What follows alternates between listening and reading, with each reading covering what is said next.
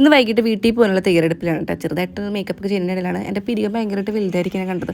നാളെ പൂയാണല്ലോ, അപ്പോൾ ഞാൻ ത്രെഡ് ചെയ്യാന്ന് വിചാരിച്ചു. ഞാനാണ് കേട്ടോ ചെയ്യാറുള്ളൂ, ബ്ലേഡ് കൊണ്ടാണ് ചെയ്യാറുള്ളൂ. പാർലറിൽ പോയി ചെയ്യാറില്ലെങ്കിൽ പേടിയാണ്. ഞാൻ ചെയ്യുമ്പോൾ എനിക്കൊരു സാറ്റിസ്ഫാക്ഷൻ കിട്ടാറുണ്ട്. പിന്നെ എൻ്റെ പുതിയ കുർത്ത എങ്ങനെയുണ്ടെന്ന് കമൻറ്റ് ചെയ്യാനായിട്ട് ഭയങ്കര പൈസ കുറവാണ്. ഡ്രസ്സൊക്കെ എടുത്ത് വയ്ക്കാനായിട്ട് പൂയത്തിനിടാനുള്ളത്. അപ്പോൾ നമ്മളെ വീട്ടിൽ എല്ലാ വർഷവും കൂടാറുണ്ട് കേട്ടോ. കാശിക്കൂട്ടനാണെങ്കിൽ ഭയങ്കര വാശിപ്പിലായി. പിന്നെ അച്ഛശരണമാണ്. അവന് മിഠായി കൊടുത്തിട്ട് ഞാൻ വശത്താക്കിയിട്ടുണ്ട് കേട്ടോ. അപ്പോൾ അതായത് നമ്മൾ പെട്ടി ബാഗ് എടുത്ത് പോകണം. ഒരു ദിവസത്തിനാണെങ്കിൽ പോകണം കേട്ടോ, ഒരാഴ്ചയ്ക്കൊന്നും ഒരൊറ്റ ദിവസത്തിന് പോണ വഴിക്ക് നമ്മുടെ നാത്തൂനെ എടുത്തു. ഞങ്ങൾ കഴിക്കാനുള്ള ഫുഡും മേടിച്ചായിരുന്നു കേട്ടോ.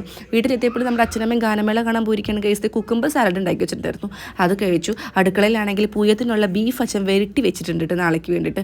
അടിപൊളി ടേസ്റ്റാണ് കേട്ടോ. അച്ഛനെ ഈ കാര്യങ്ങളൊക്കെ ഭയങ്കര ബെസ്റ്റാണ്, ഭയങ്കര ഷെഫാന്ന് നിങ്ങൾക്ക് അറിയാലോ. അത് കലക്കായിരുന്നു. ഞങ്ങളെത്തി കുറച്ച് കഴിഞ്ഞപ്പോഴത്തേനും അച്ഛനമ്മയും ഗാനമേള കഴിഞ്ഞ് എത്തിയിട്ടുണ്ടായിരുന്നു കേട്ടോ.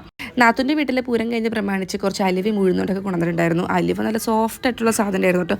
അത് കഴിച്ചു. പിന്നെ വീട്ടിൽ കുറച്ച് പേരയ്ക്ക് ഉണ്ടായിരുന്നു, അതും കഴിച്ചു. അപ്പോൾ പൂയ നിങ്ങൾ അടിച്ച് പൊളിക്കണം കേട്ടോ. എൻ്റെ ഡ്രസ്സിന് സൈഡിൽ ടാഗ് ചെയ്ത് കൊടുത്തിട്ടുണ്ട്, ചെക്ക്